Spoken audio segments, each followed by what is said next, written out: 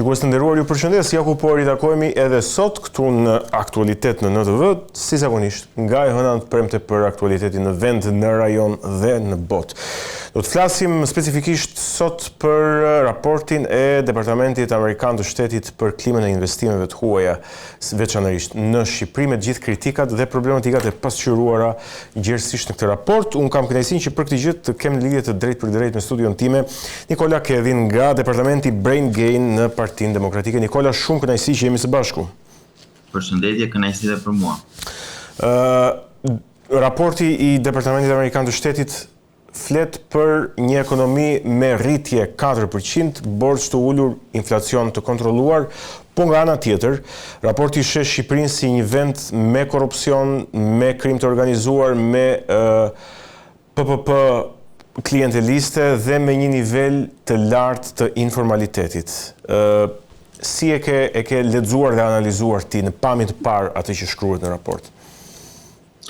Po të jemi shumë i sinqert me ju, mendova në rast parë se po lexoja ndonjë raport të opozitës shqiptare. Dhe më desh ta verifikoja 2 herë që kishte logo në Departamentit të Shtetit. Domethënë kaq zi, po themi, e paraqeste. Në fakt po paraqeste thjesht realitetin në vendin tonë. Nuk është se as po shpikte, as po ngrinte në një ngarkesë më të tepër se ç'duhej, sepse është një realitet që ne e prekim në përditshmërinë tonë. Ju përmendët 4% rritje që e thotë raporti, sepse 4% thot Instati që ka qenë rritja. 3.9 është rishikuar poshtë.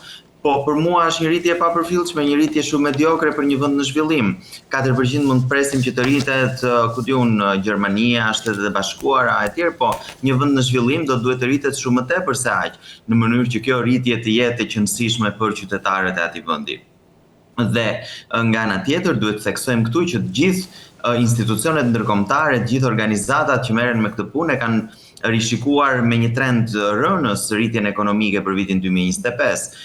Banka Botërore, FMN-ja, Raiffeisen Research së fundmi e kishte rishikuar sërish poshtë rritjen ekonomike për 2025-ën, diku që varion mes 3.2-shit dhe 3.5, 3.6. Pra, kemi një rritje ekonomike në ngadalësim dhe një shifër 4% apo qoftë edhe 3.5, 3.6, mua nuk më thot asgjë, pa ditur se nga çfarë vjen kjo rritje dhe është një rritje artificiale apo është një rritje natyrale. Pra, edhe kjo që ne mund të themi se ishte një gjë e mirë ose një shifër e mirë në raportin e Departamentit të Shtetit, edhe kjo nuk të thot asgjë nëse e marrim kështu në abstrakt.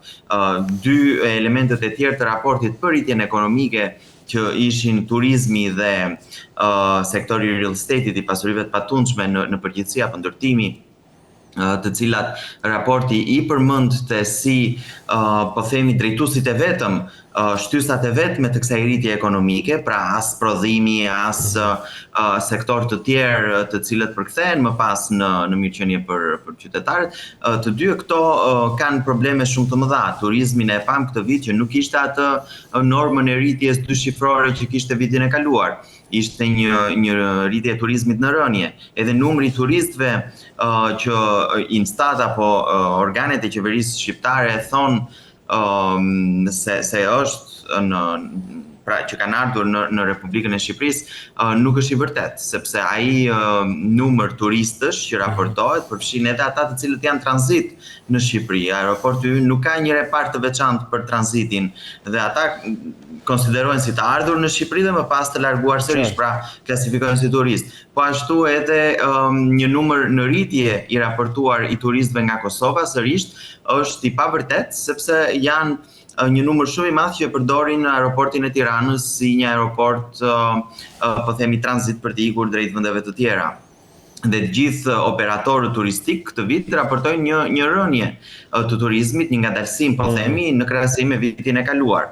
Nga ana tjetër, ndërtimi është një sektor që ka probleme shumë të mëdha, po flitet sot për një flusk në sektorin e ndërtimit sepse themelet e tij nuk janë të qëndrueshme, themelet e kësaj rritje në sektorin e turizmit. Po të shikojmë këtu kemi raporte të shumta ndërkombëtare, po dhe nga gazetar shqiptar të kësaj fushë që thonë se minimumi, dhe kjo është një shifër e para 2 vitesh, imagjinoni sa është rritur vjet edhe si vjet, minimumi është $700 milion larja e parave që vijnë nga droga apo nga këto sektor të jashtëligjshëm të cilët lahen në sektorin e ndërtimit. Pa përmendur këtu të gjithë fluksin e madh të parave të jashtëligjshme që prekin ekonominë shqiptare dhe që përmendej dhe në raportin e Departamentit të Shtetit. Raporti i Departamentit të Shtetit fliste për korrupsion masiv, për një influks shumë të madh, thoshte, të parave të pista të cilat vinë dhe deformojnë gjithë modelin ekonomik të Shqipërisë. Pra, në thelb, për ta përmbyllur, raporti i Departamentit të Shtetit konfirmonte atë që kemi thënë dhe ne në Partinë Demokratike, në Institutin Konservator Shqiptar, apo në media të ndryshme, që modeli ekonomik i Shqipërisë mbahet nga paratë e pista të cilat kanalizohen në sektorin e ndërtimit, ndërkohë që ne kemi prodhimin, bujqësinë, të cilat janë industrinë, të cilat janë jo vetëm në rënje, por tashmë në recesion, në krizë, siç konfirmoi dhe nga Instati para 2-3 ditësh. Qartë, përveç kësaj panorame të përgjithshme, nëse do të kapja vetëm një element që u theksua në pothuajse në gjitha mediat, një element shumë domethënës të përfundimeve të këtij raporti, do të flisja për klientelizmin, në fakt. Pra, nëse flasim për investimet e huaja, ato përkthehen sipas raportit gjithmonë tek betoni dhe pasuritë e paluajtshme në masë më të madhe, ndërkaq që nga ana tjetër, duke qenë se investitorët real të huaj janë lënë jashtë, raporti thotë se ligji i investimeve strategjike dhe kjo agjencia, po themi AIDA, janë përdorur në fakt për klientët e qeverisë. Po pra, ju përmendni duke cituar raportin investitorët e huaj dhe unë në mënyrë retorike do pyesja cilët investitor. Nëse Shqipëria që nuk e vizitojnë investitor të huaj të rëndësishëm. Aq më tepër që të investojnë këtu, sepse citojnë pikërisht këto shqetësime të cilat ngre raporti i Departamentit Amerikan të Shtetit, që këtu ka klientelizëm, këtu ka korrupsion, këtu ka një ndërhyrje masive qeveritare, e cila nuk lejon investitorët e huaj apo qoftë dhe ata vendas që të konkurrojnë lirshëm. Kush investitori huaj do vinte në një vend ku nuk ka siguri juridike, ku nuk ka siguri fiskale, ndonjëherë dhe siguri për jetën. Ndaj janë gjithë këto element të cilët ata i marrin parasysh dhe nuk e zgjedhin Shqipërinë, por shkojnë në qoftë se do vinë në rajon, shkojnë në vende të tjera të rajonit që mund të kenë një klimë fiskale shumë më të favorshme, pavarësisht se kanë dhe probleme të tjera brenda, të cilat Shqipëria nuk i ka dhe do ishte në pamje të parë një atraksion i rëndësishëm, i qëndësishëm për këta investitorë të huaj. Mjaft të shikojmë investimet e huaja direkte të cilat qeveria sërish thotë që rriten nga viti në vit, dhe shifrat e Instatit thonë që rritet nga viti në vit, por në qoftë se shikojmë se çfarë janë këto investimet të huaja direkte, do shikojmë që pjesa më e madhe janë riinvestime të investitorëve aktual që janë, pra paratë e tyre, fitimet e tyre i riinvestojnë sërish në ato sektor ku ata janë, dhe janë sektor në këto sektorët e mineraleve apo të industrisë nxjerrëse, dhe pjesa tjetër janë investime në real estate, pra në pasuritë e patundshme, të cilat këtu klasifikohen si investime të huaja direkte, por që unë nuk do t'i klasifikoja të tilla. Janë të huaj të cilët vinë blejnë shtëpi këtu, duke deformuar dhe tregun. Apo është gjithë kjo paraja e pistë që vjen këtu dhe hidhet në sektorin e ndërtimit. Këto nuk janë investime të huaja të cilat shërbejnë për të forcuar ekonominë shqiptare, për të rritur investimet dhe për të përkthyer në punësim apo në rritje të mirëqenies për qytetarët shqiptar. Dhe fakti që nuk është rritur mirëqenia e qytetarëve shqiptar është fare lehtë e verifikueshme, sepse kanë treguar shqiptarët me këmbë, pra duke u larguar nga Shqipëria. 1.1 milion shqiptar janë larguar nga 2014-a minimumi, sepse kam përshtypjen që duhet jetë diçka më shumë me përfundimin e 2024-s dhe pjesën e parë të 2025-s. Ndaj e shikojmë që dhe investimet këtu nuk janë, për të mos folur pastaj për rritjen e çmimeve, vetëm ushqimet në 5 vitet e fundit janë shtrenjtuar me 30%, ndërkohë fuqia blerëse ka rënë. Sot një qytetar shqiptar me ato para që ka blen më pak se ç'blinte në 2020-ën apo dhe se ç'blinte në 2013-ën. Po të shikojmë të ardhurat krahasim me kostot e ushqimeve që janë një përqindje konsiderueshme në shportën e çdo familje shqiptare, sidomos në shportën e një familje të varfër, po themi që nuk i ka mundësitë ekonomike, ku ushqimet zënë rreth 60%. Pra, nga të gjitha aspektet që ta shikojmë, qoftë me raportet që dalin zyrtare nga qeveria shqiptare, nga të cilat janë bërë të pamohueshme dhe pa asnjë mundësi që të fshihen më apo të manipulohen, qoftë edhe nga raporti i Departamentit Amerikan të Shtetit, gjitha elementet e ekonomisë shqiptare tregojnë një panoramë shumë të zymt dhe që unë mendoj se duhet të ketë nevojë për një ndërgjegjësim shumë më të madh, sepse na pret një krizë shumë e madhe përpara. Në momentin që këto flukse ndërpriten ose kufizohen nga ndërhyrjet e jashtme. Fatkeqësisht këto janë bërë gati etike, pra po të heqësh këtu ekonominë kriminale, siç ka thënë edhe një pedagog i njohur, këtu të bie shteti ty, sepse praktikisht me atë mbahet. Pa diskutim. Ndaj them që duhet të ketë një ndërgjegjësim. Ne jemi bërë fiks si ata njerëz të cilët janë të varur nga drograt dhe në momentin që thua shkëput konsumin e tyre, kalojnë në një gjendje shumë të vështirë, në një gjendje krize e tjerë me radhë, dhe ekonomia shqiptare është pikërisht si ai adikti ndaj këtyre parave të pista që vijnë nga trafikimi i narkotikëve. Dhe në momentin që ne do të kemi për shembull luftën që presidenti Trump po i bën karteleve të vinë në Ballkan, në rajonin ton dhe në vendin ton, dhe këto flukse të parasë së pistë që vinë këtu, të kufizohen, nuk po them të ndërpriten 100%, po të kufizohen qoftë me 10%, 30 apo 50% apo dhe më tej, ekonomia shqiptare do kalojë në një kolaps sepse po mbahet vetëm nga këto para. Shikoni çfarë raportonte Monitor 2-3 ditë përpara me shifrat e Instatit, thoshin që industria është në recesion. Ka gjithë vitin e kaluar dhe 2-3 mujorë të këtij viti që ka rënje, pra të kurje. Bujqësia ka që nga 3 mujorë i fundit të 2021-shit që ka rënje. Pra nga viti në vit, nga 3 mujor në 3 mujor, kalon në rënje duke u zvogëluar. Ndërkohë bujqësia punëson 30% të forcës punëtore në Shqipëri. Turizmi, siç e thash, u ngadalsua. Edhe ndërtimi në cilin vinë këto parat e pista, po të shikojmë disa elemente specifik të këtij sektori, edhe ai po kalon, kam përshtypjen në një ngadalësim të rritjes. Po të shikojmë importin e makinerive apo të mjeteve që përdoren, qoftë në ndërtim, qoftë në sektore të tjera, ka qenë në rënje sipas të dhënave të Instatit. Kemi raportin e OECD-s të botuar gjatë kësaj vere, raporti i konvergjencës me Bashkimin Evropian.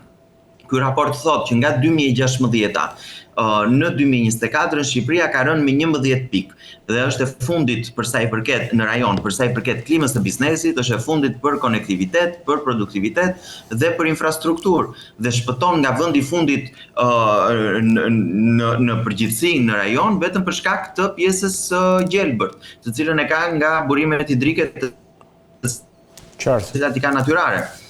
Nuk i ka nga ndonjë ndërhyrje e qeverisë.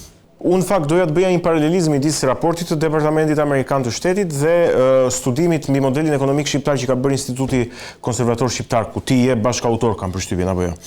Edhe ma ke dërguar edhe në rrjetet sociale dhe i kam hedhur një syp patjetër. Ku keni përmendur që ekonomia shqiptare mbajt kryesisht nga kjo pjesa e ndërtimit, e betonit dhe e remitancave, po kam përshtypjen që edhe remitancat kanë rënë tani.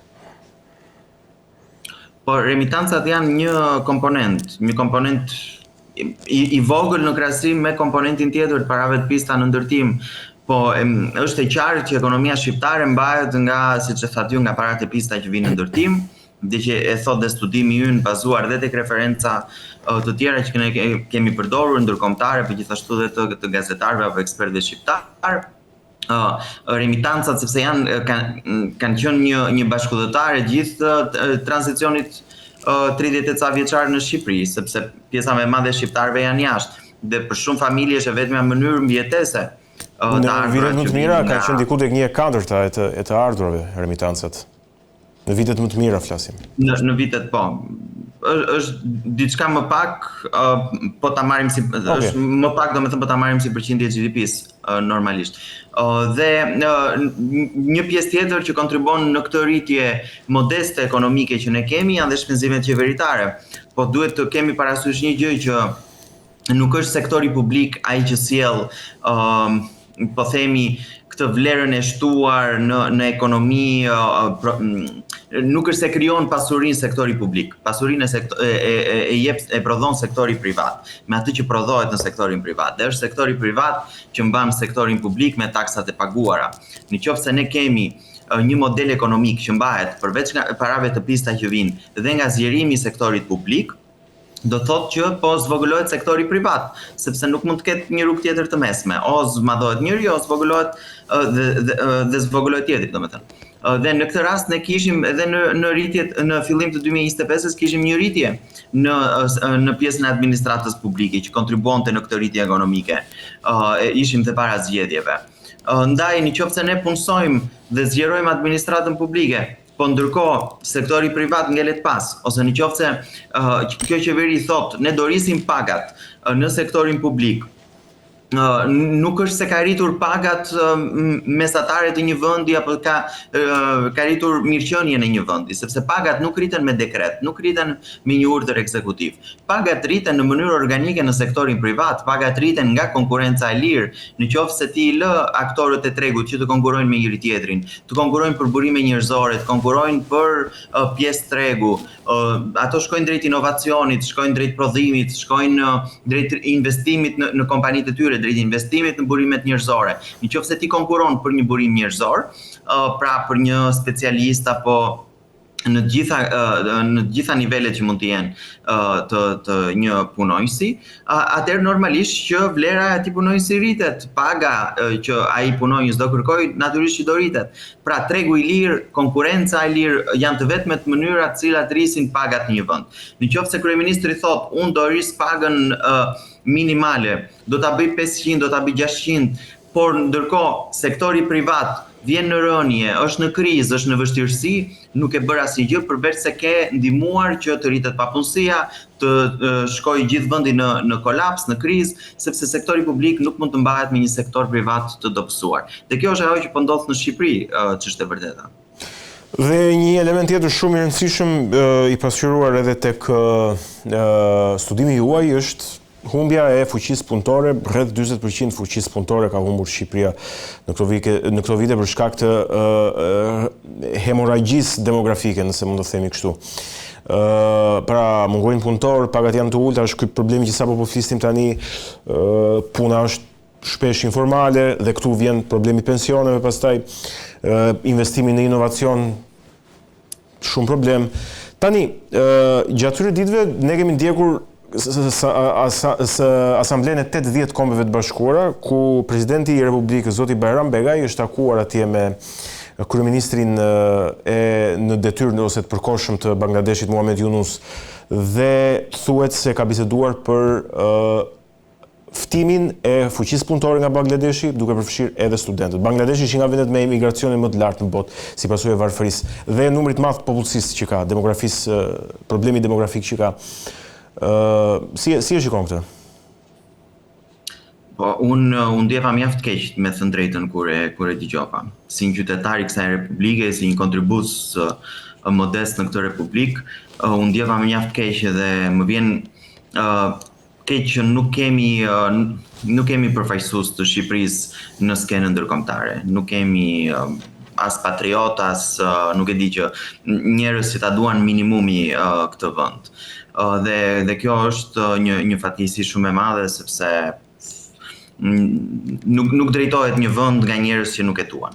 Në vend që presidenti i Republikës, simboli i unitetit, përfaqësuesi i Shqipërisë jashtë, të shkonte te komunitetet shqiptare në New York, në Washington, ku diun, në të gjithë botën, të ndërmerrte një tur ndërkombëtar, vizitonte komunitetet e ndryshme të shqiptarëve kudo që janë dhe të thoshte që ktheuni në Shqipëri, sepse ne do bëjmë 1, 2, 3, 4, 5 gjëra në mënyrë që të lehtësohet kthimi juaj, investimet tuaja në Shqipëri e tjerë, të lobonte për të ndërtuar një model ekonomik të qëndrueshëm me të gjithë elementet që edhe së bashku i kemi përmendur edhe herë tjetër, me një mjedis fiskal sa më të thjesht, sa më të lehtë, me një taks të sheshtë, ndoshta 10%, me një bar regulatore shumë të vogël, me një qeveri të vogël, me shtetin që është partner i qytetarit dhe i sipërmarrësit dhe jo një xhandar në kokën e tyre,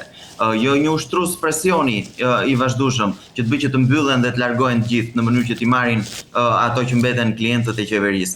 Pra, nëse do të kishim një figurë të tillë që do merri me shqiptarët, do të thoshte duhet të ktheheni të ndërtoni të ardhmen tuaj në Shqipëri dhe ta bëni Shqipërinë shtëpinë tuaj sërish, kemi një unë nuk dua ta quaj nuk e di as një figurë shtetërore, as një burg shteti, as një përfaqësues, sepse çdo emërtim të tillë do ta bënte pis emërtimin.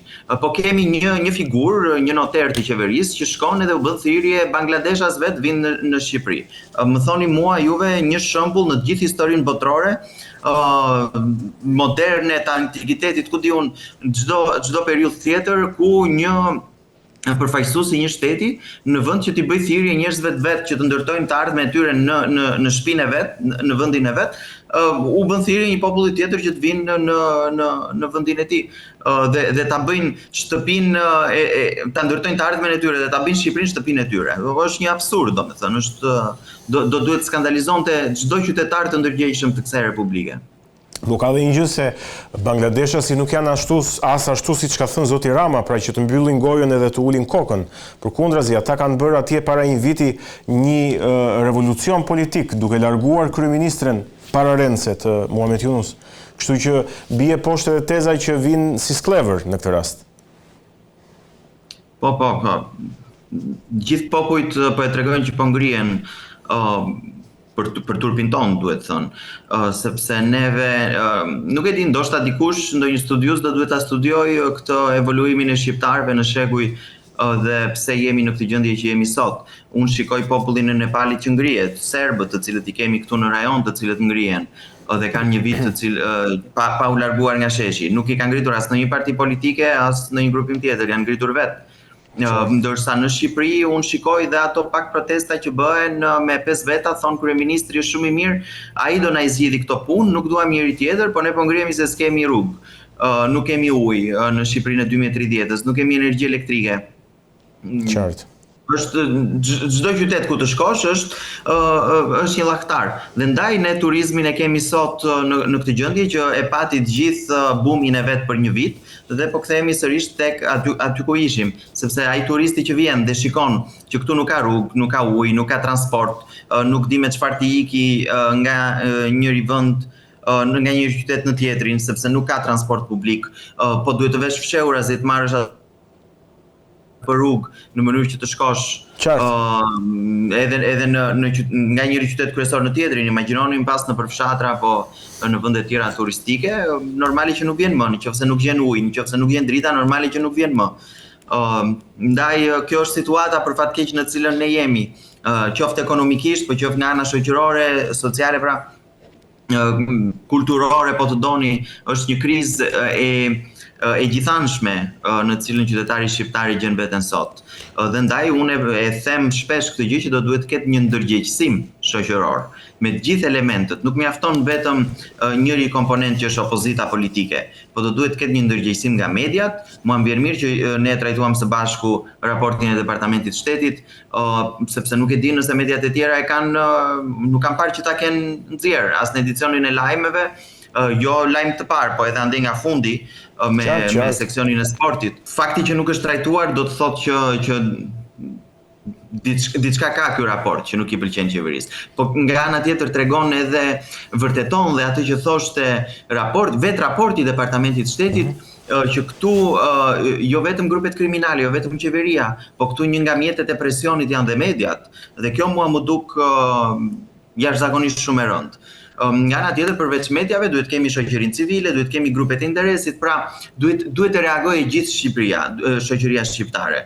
Nuk mund të jetë vetëm opozita politike ajo që duhet të reagojë dhe nga ajo nga e cila duhet të presim. Duhet jenë gjithë këto në mënyrë që Shqipëria ta tejkalojë këtë situatë mjaft të vështirë në cilën ndodhet, politike, ekonomike dhe shoqërore. E fundit, Nikola, për ta kuptuar, po shkurt se nuk dua të humbas edhe ty kohë, a është ky raporti i Departamentit Amerikan të Shtetit një këmban alarmi, një mesazh për qeverinë, apo është thjesht po themi, një pasqyrim neutral i gjendjes? Pra, kujt i drejtohet politikisht gjithmonë? Pa diskutim që i drejtohet qeverisë, sepse qeveria që i drejton punët e këtij vendi, po i drejtohet dhe shoqërisë shqiptare, gjithë këtyre segmenteve që unë sapo përmenda. Ky është një raport që e ka braktisur atë po themi mantelin diplomatik. Është një raport shumë i drejtë për drejtë për situatën që shtu. Ndaj e thash, në fillim mendova se ishte ndonjë raport i opozitës që spasjurohet as në media e tjerë, se këtu çdo gjë që është e shkruar anglisht, mediat vrapojnë që ta raportojnë. Po në këtë rast që tregonte të vërteta të mëdha, mediat në pjesën më të madhe të tyre heshtën. Dhe është një kamban alarmi për të gjithë. Shtetet e Bashkuara të Amerikës tashmë po flasin në mënyrë shumë të drejtë për drejtë. Po e bën e dërguara me punë, e cila në çdo takim që bën me çdo përfaqësues të qeverisë përmend grupimet kriminale, fluksin e paligjshëm që vjen nga trafikimi i narkotikëve, përmend dhe inkurajon shumë luftën që do duhet të bëjë qeveria për kundër këtyre flukseve dhe grupeve. Kështu që unë nuk e di se çfarë duhet të ndodhë më, vetëm ka ngelur vetëm që të flas Donald Trump dhe të thotë do bëni diçka apo si e keni hallin. Po arritëm aty tek statuset e Trumpit, pastaj ka arritur fundi fare.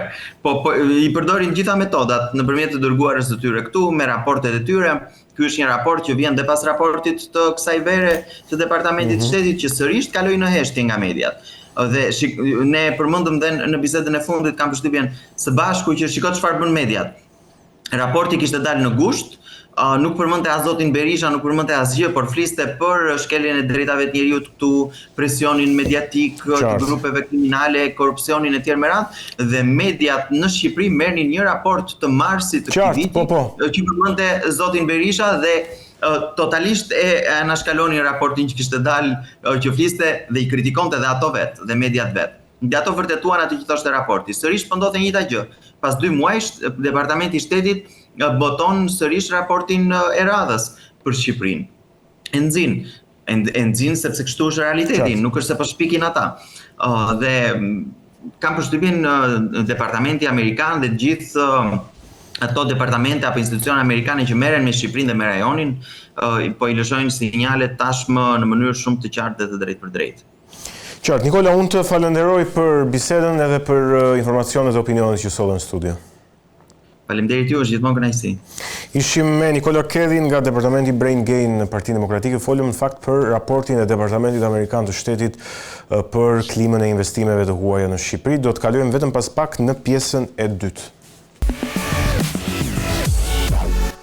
Mirë, jemi rikthyer në këtë pjesë të dytë edhe për sot në aktualitet do të flasim për zhvillimet ndërkombëtare me fokus tek ajo se çfarë ka ndodhur në Rusi dhe në Ukrainë gjatë ditëve të Asamblesë së 80 të Kombeve të Bashkuara në New York, por jo vetëm. Kam kënaqësinë që për këtë çështje të flas me një student të çështjeve të sigurisë globale në Poloni, Elianos Kasa. Elianos, të përshëndes dhe të falenderoj që jemi së bashku. Faleminderit për ftesën. Mirë, diçka që doja ta diskutoja shkurtimisht përpara se të shkonim tek çështjet specifike është kthesa që presidenti Donald Trump duket se ka marrë në raport me Rusinë dhe Ukrainën. Tashmë balanca e mbështetjes së tij ka kaluar tek Ukraina, ka pas disa deklarata të forta si ato që Ukraina mund t'i rimarrë gjitha territoret e pushtuara, apo deklarata për të goditur avionët dhe dronet ruse që kanë shkelur hapësirën ajrore të vendeve të NATO-s, të vendeve në lindje të Evropës. Pse duket kjo zhvendosje në qëndrimin e Trump? Atëherë, deklaratat e fundit të presidentit amerikan kanë ardhur pas 3 incidenteve që ndodhen në kufinë e vendeve të NATO-s. Fillimisht ishte incidenti polako-lituanezo-bielorus, ku u detektuan në fillim të këtij muaji, pra të shtatorit, diku nga data 8-9, duke marrë mëngjesit datës 9, rreth mbi 40 dronë, të cilët kaluan në kufirin bielorus të hynë në hapësirën polake, 24 prej tyre u rrëzuan në Poloni, pjesa e mbetur u rrëzuan në Bielorusi. Ky u quajt provokim, u quajt hyrja më e madhe e objekteve ajrore të paidentifikuara në një vend të NATO-s, që prej luftës së ftohtë, diçka e këtij lloji.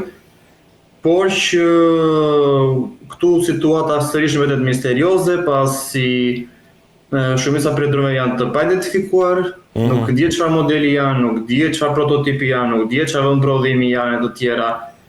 Dhe shumë akuza që polake hodhin mbi rusët dhe diçka tjetër, doli që shumica prej tyre ishin të pabazuara mbi fakte, pasi edhe një incident që ndodhi me një shtëpi që u bombardua aksidentalisht, doli që ishin polakët që kishin bombarduar në një kundërshtim me raketa kundër drone, doli që polakët vetë në Lublinë e kishin edhe në erë, kështu që diçka era poshtë. Incidenti i dytë ishte ai i Estonis, ku u supozua që 3 avion luftarak rus gjatë udhëtimit të tyre nga Rusia kontinentale në enklavën e Kaliningradit, që është në kufi me Poloninë dhe Lituaninë, hynë në hapësirën ajrore estoneze. Sërish një pala ruse hapi ato që quhet si kutia e zezë ose detektorët e avionëve luftarak, kur u pa që ata kishin qenë diku te mbi 15 kilometra nga kufiri më i afërt estonez, që është një ishull estonez që është në kufiri midis detit baltik dhe ujrave estoneze. Prapë së prapë u quhet provokim, dhe pjesa tjetër ishte në Rumani së fundi, ku u raportua që një dron hyri në hapësirën ajrore rumune, u rrëzua prej forcave ajrore rumune, po droni nuk di se çfarë droni është. Ka pasur sigurisht shumë supozime mbi këtë çështje. Polonia, Rumania, Estonia kanë akuzuar palën ruse. Slovako-hungarezët janë treguar disi më të matur dhe kanë thënë që duhet hapur dhe të parë çdo provë. Bielorusët gjithashtu, pasi edhe në Bielorusi shumë dronë u rrëzuan gjatë ardhes së tyre në Poloni dhe ata bashkëpunuan me polakët dhe lituanezët për rrëzimin e dronëve. Kanë rrëzuar gati 15-16 drone dhe ata gjithashtu thonë që është disi e palogjikshme që të thuash që Rusia dërgoi dron kundër Bielorusisë, që e cila është nga vendet më të afërta aktualisht me të, në marrëdhënie ekonomike, politike të tjera. Pra gjatë duhet ekzaminuar. Gjithsesi akuzat kanë qenë shumë të forta, sidomos nga ana e Brukselit, dhe kjo gjë duket se ka rënë edhe në një vime politikë në Washingtonit, ku ndoshta nga presioni i madh, ndoshta edhe nga fakti që ngjarja është akoma e shumë e nxehtë pasi ka ndodhur së fundi, dhe në Poloni aktualisht ka pasur një zbarkim të forcave të NATO-s edhe të një pjesë të madhe të ushtrisë polake në kufirin lindor të Polonisë, në Bielorusinë, në Rusinë, edhe me vendet balltike. Dhe aktualisht gjendja ka qenë shumë e acaruar me plot akuza politike, me shumë gjuhë të ashpër, sidomos është shprehur prej presidentit polak dhe atyre të vendeve balltike, sidomos atij lituanez dhe estonez, gjë që ka pasur sigurisht impaktin e saj edhe në Washington, i cili është sigurisht, ne dim që Amerika është superfuqia kryesore që drejton NATO-n dhe kjo treshkilet i pasnjëshme, sigurisht që pavarësisht politikës të presidentit Donald Trump, e cila ka qenë shumë e balancuar në kërkim të dialogut, duke shtyrë për bisedime gjithmonë, sigurisht do vinte një moment që edhe do të jetë një përgjigje. Qartë. Duke marrë parasysh se dëmet kolaterale që u shkaktuan me dronët, me forcat ajrore, alarmi që u dha, kjo gjë besoj që ka qenë mirë. Pa humbur kohë hidhemi përgjigje e zakonshme, do të thosha. Qartë. Pa humbur kohë hidhemi tek çështja e dytë, çfarë ka ndodhur në margjinat e Asamblesë Kombeve të Bashkuara. Sekretari amerikan i Shtetit Marco Rubio dhe ministri i jashtëm rus Sergej Lavrov janë përballur në një takim në OKB. U tha se takimi ishte konstruktiv, por Lavrov e ka theksuar edhe një herë përgjigjen vendimtare të Rusisë kundrejt çdo agresioni. Shkurtimisht për ty çfarë të tha ty ky takim? Shkurtimisht. Atëherë delegacioni rus në OKB gjatë këtyre 3 ditëve ka zhvilluar 47 takime, aktivitete dhe negociata në form ose format që ata i quajnë të rrumbullakët, dy prej më të rëndësishme mund ta quajmë ka qenë ai me sekretarin e shtetit Marco Rubio dhe ministrin e Punëve të Jashtme të Indisë. Në lidhje me takimin me Marco Rubion, me sekretarin e shtetit amerikan, gjëja ose më saktë të themi bisedimet u zhvilluan në mënyrë konstruktive, por matën atë që mund të quhet një lloj distancimi, të cilat media ruse sot e quajnë një largim shumë të madh prej frymës së Alaskës. Fakti që incidentet që ndodhen në 3 vendet e NATO-s, kriza ekonomike e cila po thellohet si në Rusi, po edhe në SBA me sanksione, tarifat e luftën hapur që tani SBA-ja i ka shpallur shumicës së vendeve anëtare të BRICS ose aleatëve të Rusisë, që është India, e cila ishte një takim tjetër shumë i rëndësishëm në agjendën ruse, e cila sot po përballet me kërcënime për të vajtur deri në 100% tarif, njësoj si paka shumë Kina, në lidhje me blerjen që ata i bëjnë vajt edhe produkteve të naftës ruse, duke se ka sjell edhe një largim shumë të madh nga konstruktiviteti i bisedimeve të Alaskës, ku duhet theksuar që edhe në Alaskë, pavarësisht paradave ushtarake që u zhvilluan, pavarësisht pompozitetit të bisedimeve, atmosfera ishte një lloj. Rusët kanë treguar që ata nuk do të riqen më mbrapa, ata kanë treguar që i kanë të qarta se çfarë kërkojnë objektivat dhe kërkesat e tyre, dhe janë gati sigurisht të negociojnë për këtë fakt. Me sa kam parë personalisht në intervistat dhe deklaratat e dhëna ose mesazhet e publikuara në media ruse, rusët janë gati të negociojnë, por asnjëherë të triqen mbrapa. Pra mbi çështjen e territoreve në Ukrainë, mbi çështjen e sigurisë, ekspansionin e NATO-s drejt lindjes, siç është rasti jo vetëm i Ukrainës, por edhe i Gjeorgjisë, ose dislokimin e trupave evropiane që ka qenë së fundi ideja, të cilat Trumpi ka në një farë mënyrë edhe i ka promovuar, duke thënë që amerikanët nuk do të hyjnë në Ukrainë, por ai nuk do të ishte kundër hyrjes së trupave evropiane, ose ato që quajnë legjione evropiane për si paqëruajtës në Ukrainë, që Rusia e ka ndaluar kategorisht. Pra po të analizojnë këto faktorë dhe që bisedimet pavarësisht se duken shumë të bukura në televizor, në të vërtetë nuk kanë pasur atë përfundim ose ato konkluzione të cilat shumë njerëz mendojnë që tani ata ulën së bashku, ka filluar dialogu. Sigurisht dhe është e rëndësishme dhe pozitive që dialogu ka filluar midis dy superfuqive më të mëdha atomike të botës. Fakti që rusët kanë propozuar dhe promovuar në shkrimin e një pakti të ri antiatomik, i cili do ta shtynte me mbi një vit kontrollin e armëve bërthamore midis Rusisë edhe Shteteve të Bashkuara. Pra gjitha këto duken si rrjedhoja ose le të themi faktor pozitiv të bisedimeve që janë zhvilluar së fundi midis delegacioneve amerikane.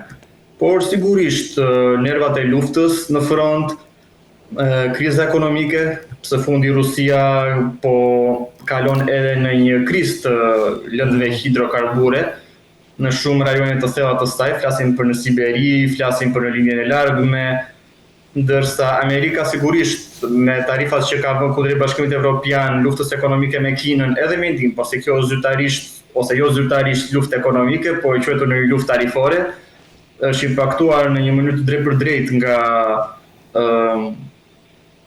përqindjet e vëna. Dhe sigurisht aleanca e fortë ruso-indiano-kineze, në të cilën po hyn edhe Irani, të cilët sot përbëjnë 4 vendet më të mëdha nga sipërfaqja po dhe nga popullsia në botë, njëkohësisht me një GDP të përbashkët që e kalon atë të SBA-s, dhe thirrjet e fundit për një dollarizim të BRICS-it ose të aleancës së re të krijuar, duke se kanë krijuar dhe ato alarmin e tyre në Washington, dhe sigurisht përgjigjja do të ishte këtij lloji. Me thënë, nëse analizojmë gjithë faktorët, është madje një përgjigje shumë e butë nga ana amerikanëve, pasi dihet që amerikanët gjithmonë përdorin diplomacinë, po edhe një gjuhë tjetër që është gjuha e fortë, siç e kanë përdorur në Lidhjen e Mesme ose në Amerikën Latine shpesh. Bukur, ti the 47 takime ka bërë delegacioni rus gjatë asamblesë së Kombeve të Bashkuara.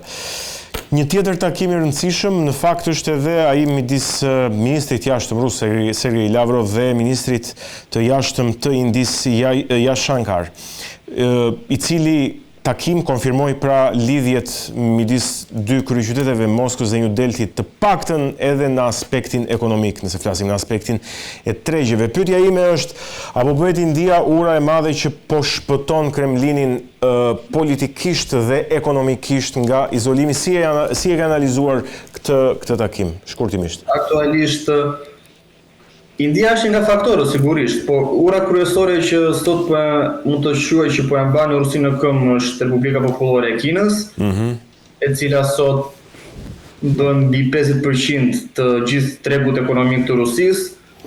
Në mos gabojmë, mbi 54-55% e gjithë import-eksporteve të Rusisë shkon edhe vijnë nga Republika Popullore e Kinës.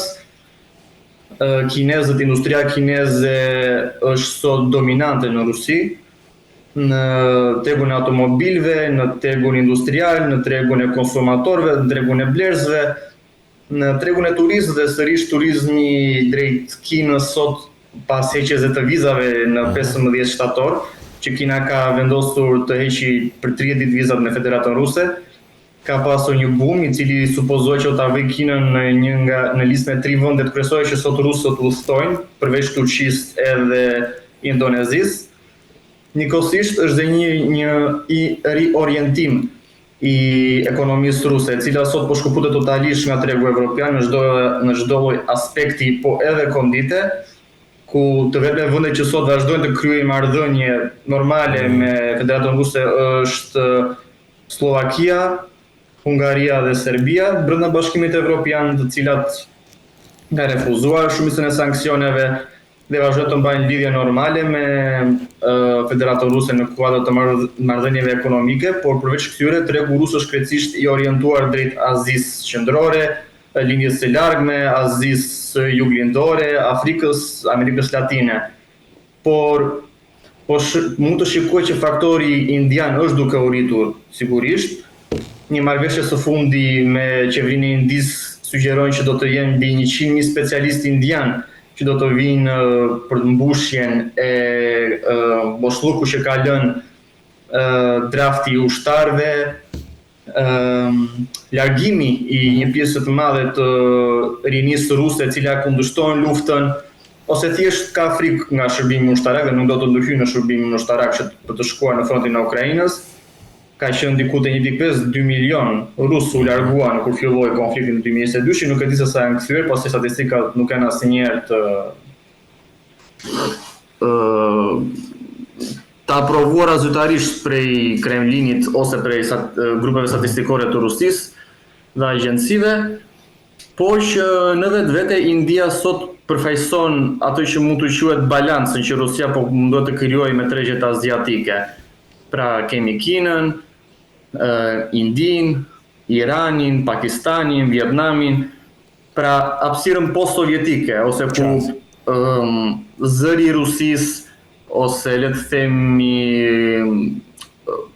hija e Rusisë akoma ndihet, ose ish Bashkimi Sovjetik akoma ndihet, pas ndihmës që Bashkimi Sovjetik ka dhënë shumicës prej këtyre vendeve gjatë procesit të kolonizimit, luftës kundër SBA-s ose imperializmit franko-britanik, që pojnë t'i mbajnë akoma si koloni. Kështu që imazhi i Rusisë është shumë pozitiv, gjë që shpjegon edhe marrëdhënien e ngushtë ekonomike që këto vende kanë me Rusinë. Në fakt ka një lidhje historike midis, kam fjalën këtu, gjatë luftës së ftohtë midis Indisë dhe Rusisë, Bashkimit Sovjetik, duke bërë paralelizmin dhe antagonizmin në lidhje midis Pakistanit dhe Shteteve të Bashkuara të Amerikës ka në tjetër, apo jo? Rusia ka pasur një pozitivitet që ka arritur të mbajë balancën, ashtu si midis dy Koreve, Koresë së Veriut dhe Koresë së Jugut, Rusia ka arritur të mbajë balancën midis Izraelit dhe Pakistanit, ka arritur të mbajë balancën midis Izraelit dhe Palestinës dhe Indisë dhe Pakistanit, ka arritur të mbajë balancën në marrëdhënie, gjë që u pa dhe në paradën në sheshin e Kuq si vjet, kur zhvilloi 8 ditë vjetori fitores kundër nazifashizmit, ku u pa pavarësisht konfliktit ushtarak që po zhvillohen atë kohë, u pa delegacionet indiane e pakistaneze, u pa delegacionet palestineze dhe izraelite, u pa delegacione nga Korea e Veriut, edhe sigurisht ambasador edhe përfaqësues nga Bashkimi Evropian, pavarësisht situatës shtetë të vështirë që po kalon sot Bashkimi Evropian me Rusinë, të gjithë ishin të pranishëm. Gjë që tregon që diplomacia ruse në këtë aspekt është treguar shumë finope, le ta quajmë, dhe ka të bëjë një balancë e cila i lejon asaj të luajë me të dyja portat, kur mund ta quajmë. Pra, sigurisht marrëdhënia me Kinën është fort e rëndësishme sot për Rusinë, por sigurisht rusët e kuptojnë që një marrëdhënie shumë e ngushtë të krijon edhe varësi, dhe të kthen nga një partner të kthen në të varur. Sidomos kur ti nuk je në kushtet ose kondicionet të barabarta me partnerin tënd.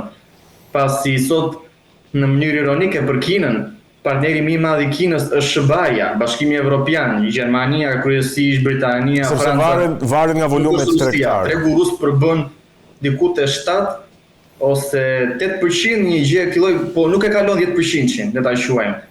Ndërsa tregu evropian ai amerikan përbën mbi 50% të tregjeve kineze ose marrëdhënies ekonomike kineze. Gjë që tregon që Rusia nga 54-55% që bën gjithë marrëdhënien e saj ekonomike me Kinën, sot është një kondit 1/40 në krahasim me kinezët. Për të qëndruar në vijimësitë e kësaj që duket thënë, po për ta zgjeruar pak tek çështja e fundit që dua të flasim së bashku, takimi i ministrave të jashtëm të vendeve të BRICS në zyrat e OKB-s duket si një karqillëk i hapur ky.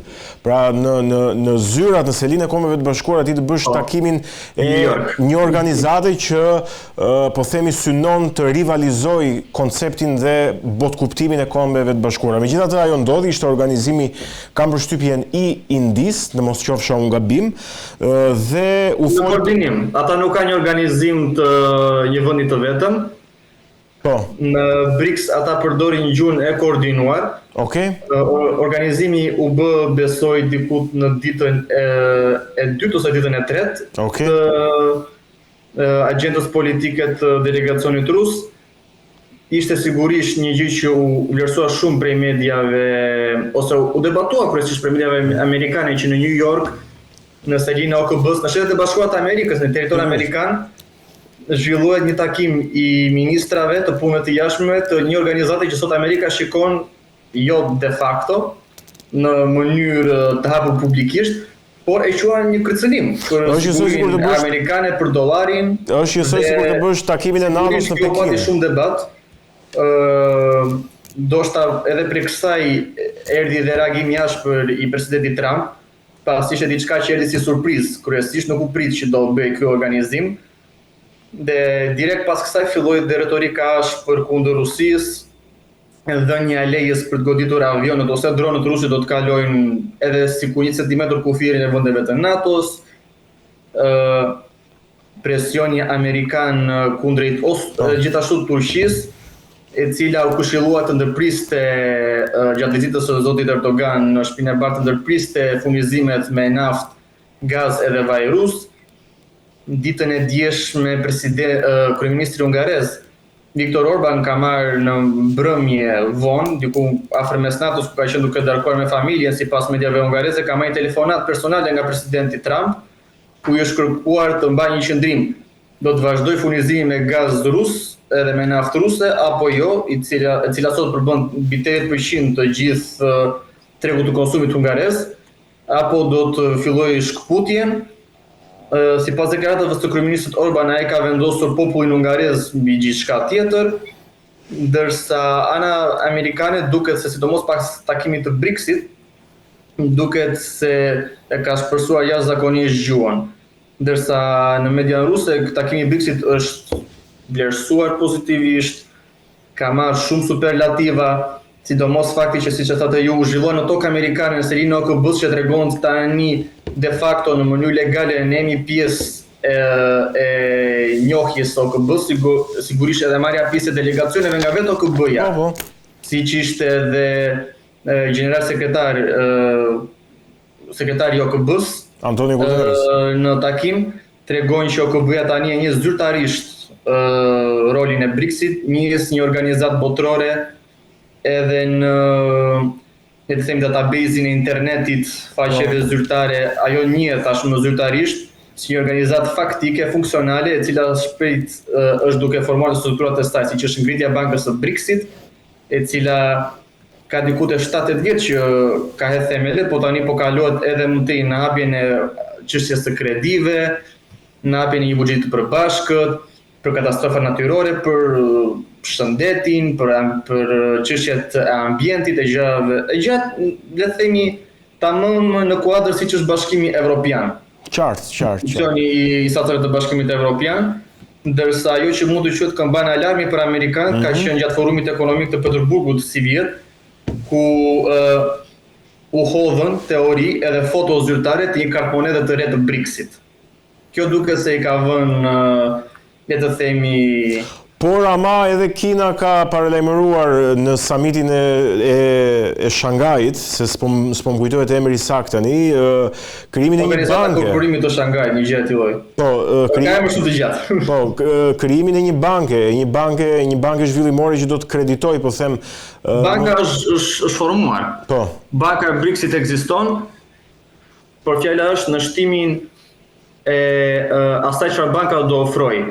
Siç e thash, në kuadër të shumit evropian, si bankë evropiane, banka aziatike për punën e kredive, për të kredituar vende për zhvillim, granteve, sponsorizimeve, ata po kanë krijuar së fundi dhe Intervizionin, i cili është modeli sovjetik i Eurovisionit, i që është zhvilluar në fillim të këtij muaji në Rusi, e cila kryesisht pjesëmarrës ishte nga vendet e BRICS-it ose ish zonës post-sovjetike që quhet Azisë Qendrore, Kaukazit, pra gjithçka tregonte një ndryshim radikal, jo vetëm në anën politike, por edhe në anën kulturore, ekonomike. Pikëqëndrimit pasi këto vende sigurisht janë mbështetëse të një fryme fort konservatore në vlerat morale, tradicionale, familjare, në lidhje me role gjinore, në lidhje me funksionimin e shoqërisë. Pra ata i përkasin frymës së vjetër, ku mund të quhet. Sigurisht edhe në Amerikë, që është dhe gjëja më interesante, kjo frymë sot ekziston dhe mund të shikohet ose mund të analizohet që kontradiktat midis amerikanëve dhe Rusisë, Kinës janë kryesisht në anën ekonomike dhe në anën sigurisht të hegemonisë ushtarake, sesa në anën e vlerave politike, morale, fetare. Pasi sot ata ndajnë të njëjtën perspektivë në këtë pikë. Dhe çfarë ka qenë fort interesante ka qenë fakti që në Intervizion ishte sigurisht pjesëmarrës e Shtetet e Bashkuara të Amerikës. Ndërsa në një kontratë të zhvilluar ose një nga pikat që u zhvillua në Alaskë ishte shkëmbimi kulturor midis Rusisë dhe SBA-s për promovimin e vlerave familjare tradicionale, morale, fetare dhe kulturore. Pra në këtë aspekt më shikohet që në SBA dhe Rusia së bashku me Kinën dhe të tjera janë ndajnë dritin opinion për luftën e dytë botërore, për familjen, për besimin, për funksionin e shoqërisë, për çfarë mund të quajmë nga anën social-kulturale, ata i ndajnë të njëjta. Problemi kryesor sot është gjeopolitika ushtarake këtyre vendeve, që sigurisht kanë Arktikun, krizën izraelo-palestineze, krizën e Ukrainës, implementimin e armëve taktike bërthamore, paktin START që duan të rusët të firmosin sërish, kësaj radhe me pjesëmarrjen edhe të gjithë fuqive atomike, ata kanë propozuar Francës, Britanisë së Madhe, Kinës, Koreas Veriut, pra që të bëjë një pakt botëror për mbrojtjen bërthamore, që të mos kemi eskalime të asnjë lloji tipi. Pra këto janë çështjet kryesore që krijojnë kontradikta midis këtyre superfuqive. Ndërsa nga ana e bashkëpunimeve të tjera, ato janë kryesisht funksionale. Madje në stërvitjen ushtarake Zapad 2025, përveç delegacioneve në mënyrë ironike kineze, koreano-veriore në Bielorusi, ishin edhe delegacione amerikanë. Pra amerikanët ishin në një tryez me gjithë delegacionet e tjera të vendeve që sot supozohet që NATO-ja është në një luftë hibride ose në një përballje pak a shumë të barabartë me suportin që ata po japin Ukrainës. Ose gjithashtu fakti që pas ardhjes së presidentit Trump kur bë votimi për një projekt ligj në OKB, 4 forcat më të mëdha që vendosën veton ishin kundër vendeve evropiane që bënin pjesë në të. ishte SBA-ja, Kina, Federata Ruse dhe Korea e Veriut dhe Bielorusia. Pra, duke se SBA-t po e vijojnë lojën e luajtjes me 2 porta, ndërsa në krahun, siç e thash, kultural ose social bashkëpunimit midis popujve, ata po e shtrin bashkëpunimin ose po mundohen të bëjnë kontaktet. Në anën ushtarako-ekonomike, ata duke se janë dhe ata në presionin e tyre nga latë e tjerë të NATO-s, Bashkimit Evropian e të tjerë. Pasi dhe ata duhet të kuptojnë që Amerikanët kanë dhe interesat e tyre në Evropë, dhe sigurisht dhe Evropa ka interesat e saj në lidhje me SBA-n, që diçka simbiotike kur i thamë. Qartë. Mirë, Elianos, unë të falenderoj shumë për bisedën që zhvilluam bashkë dhe për gjithë ekspertizën që ti solle drejt për drejt nga Polonia. Ju falenderoj zakonisht, edhe jam gjithmonë i gatshëm për çdo lloj ndihme që mund të jap për emisionin tuaj. Shumë faleminderit. Kënaqësi. Mirë, ishim me studentin e çështjeve të sigurisë globale në Poloni, Elianos Kasaj, folëm për aktualitetin e zhvillimeve më të rëndësishme ndërkombëtare që lidhen pikërisht me pjesën e Evropës Lindore, patjetër duke u fokusuar tek Rusia, tek Ukraina, fronti i luftës dhe qëndrimi amerikan në raport me këtë zhvillim. Ishte ky aktualitet edhe për ditën e sotme. Ne do të shihemi sërish nesër. Qëndroni me NTV.